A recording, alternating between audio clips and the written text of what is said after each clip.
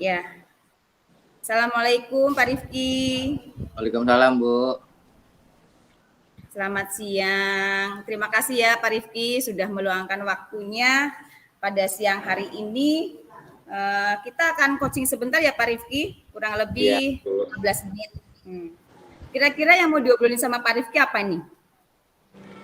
Tentang masalah satu murid saya Bu, yang dia berkebutuhan khusus. Tentang murid ya, murid yang berkebutuhan khusus. Iya.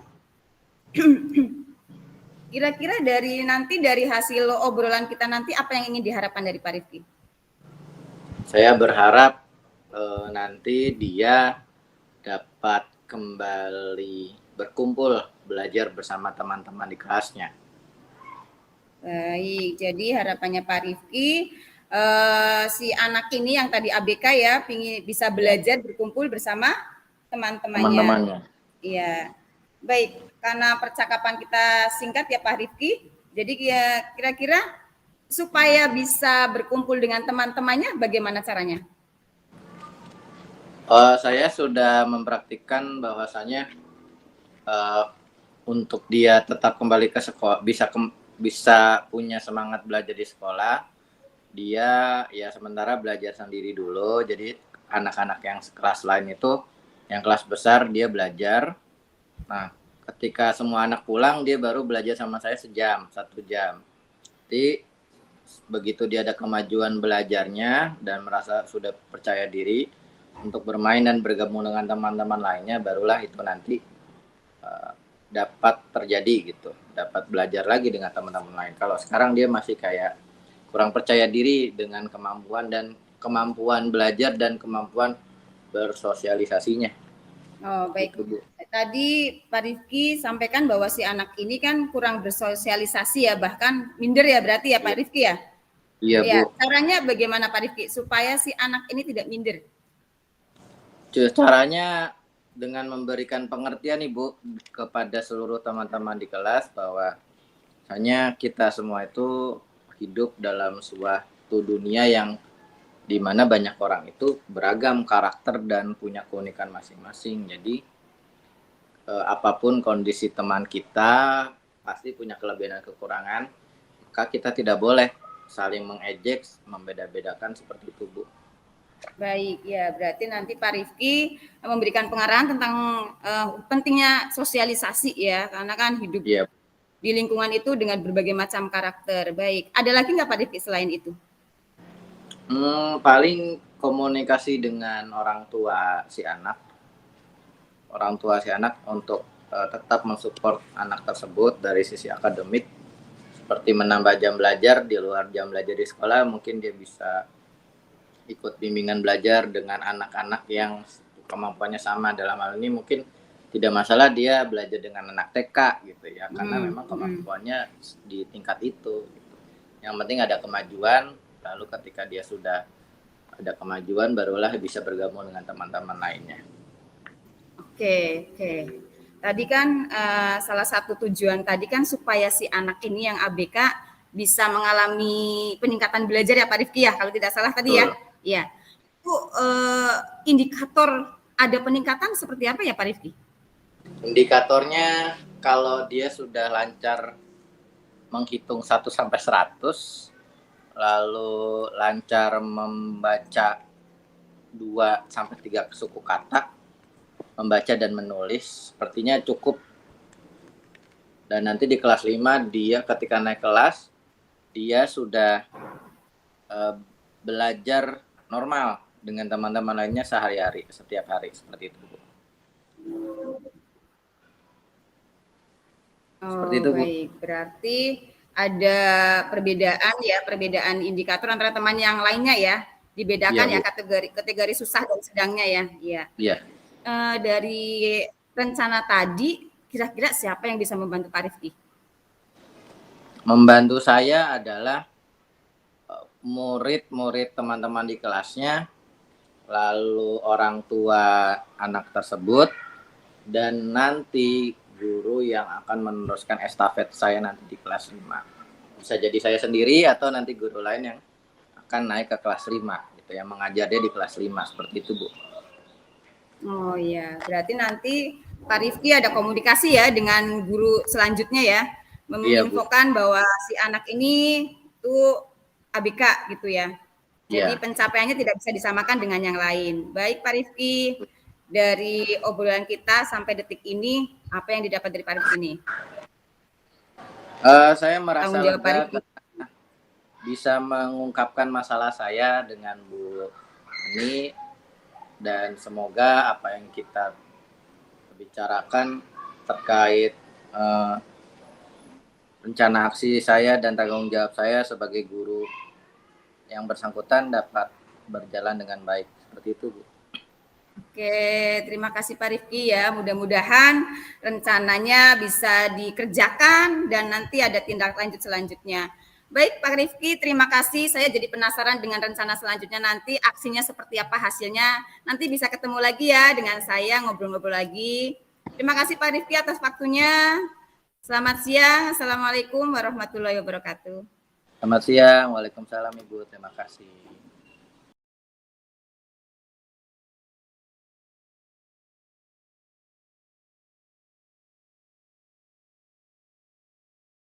Ya. Baik, Assalamualaikum warahmatullahi wabarakatuh. Waalaikumsalam warahmatullahi wabarakatuh. Gimana kabarnya Bu Ani? Sehat? Alhamdulillah sehat Pak Rifki. Pak Rifki sehat? Sehat juga. Oke.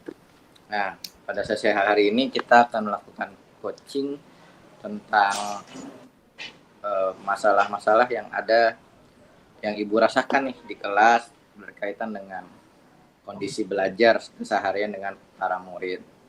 Nah, tujuannya agar kita dapat menemukan benang merah dari masalah tersebut yang tadinya kusut jadi terurai, begitu ya. Nah, untuk yang pertama saya ingin mengetahui apa sih di kelas masalah terberatnya Bu Ani yang kira-kira perlu untuk ditindaklanjuti secara serius. Kalau boleh saya tahu apa ya Bu ya? Ini Pak Rifki, saya punya murid satu itu sering terlambat.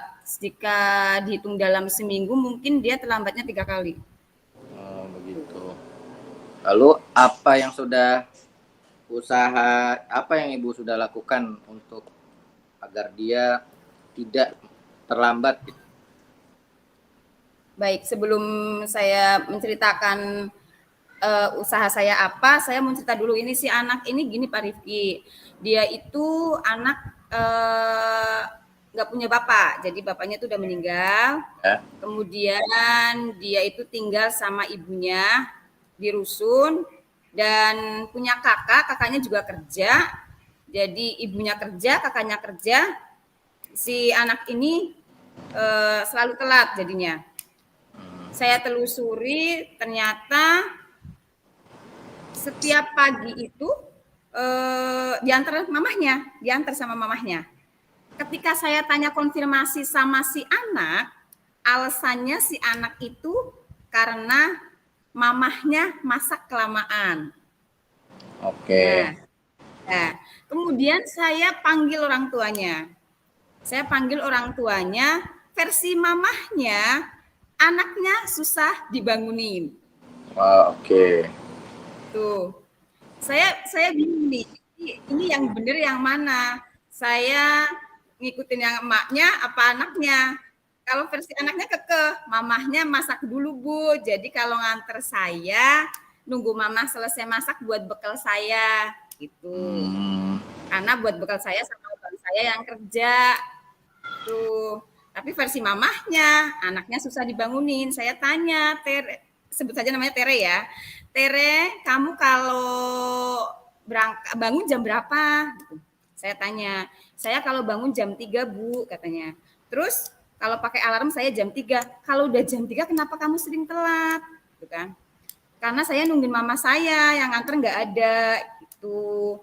Karena ini anak istilahnya juga di kelas saya itu dia kategori lower nomor 2. Oke. Di kelas 6, dia lower nomor 2. Kemudian ini anak juga dibilang anak yang bagi mamahnya itu anugerah karena waktu lahir itu prematur. Oh, dan itu iya. mamahnya itu sangat bersyukur gitu loh, masih bisa hidup istilahnya gitu. Bisa hidup prematur. Jadi 7 bulan dia lahir prematur, yang tadi kalau versi mamahnya cerita ibarat kata itu udah mau nggak ada, tapi tiba-tiba kayak diberikan kehidupan lagi gitu. Jadi kesayangan banget kalau disuruh. Saya nanya, Tere kenapa kamu nggak digojekin aja atau gimana? Dia bilang nggak boleh sama mamahnya, jadi harus mamanya yang nganterin gitu. Luar Jadi saya biasa. masih punya.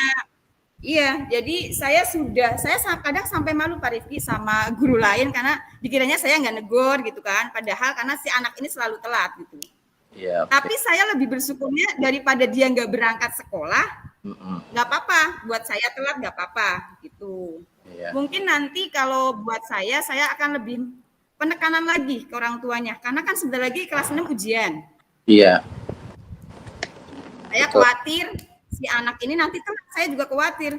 Solusinya mungkin ya itu, saya akan memberikan penekanan sama orang tuanya supaya bangunnya juga pagi, orang tuanya juga harus mempertimbangkan si anak ini tuh sekolah masuk 6:30. Jadi orang tuanya nggak boleh egois gitu kan. Itu sih, seandainya nanti kok saya khawatir ujian telat, mungkin saya yang akan jadi alarmnya. Saya akan bangunin pagi lewat telepon gitu. Oke, itu ya rencana aksi dari Bu Wani ya? Iya.